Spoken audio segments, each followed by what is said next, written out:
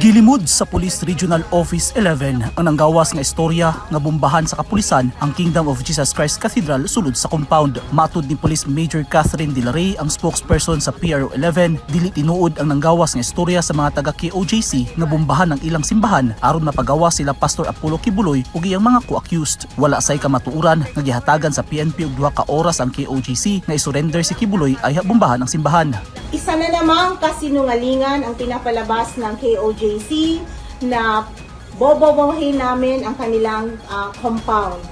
Kagaya ng kasinungalingan na sinasabi nila na pinutulan na namin sila ng tubig at kuryente. Kagabi ang ganda-ganda ng ilaw ng KOJC compound. Busag yawhag sa PRO 11 ang publiko na dili basta-basta mutuo sa mga nanggawas nga istorya sa social media nga gipakatag sa ubang miyembro sa KOJC. Ug gidasig ang katawhan nga ibiripika ang mga mabasa nga impormasyon sa social media. Huwag agad kayong maniniwala sa mga pinapalabas nilang mga kasinungalingan. Mag-verify kayo, makinig din kayo sa mga legitimate media na nagsasabi ng katotohanan.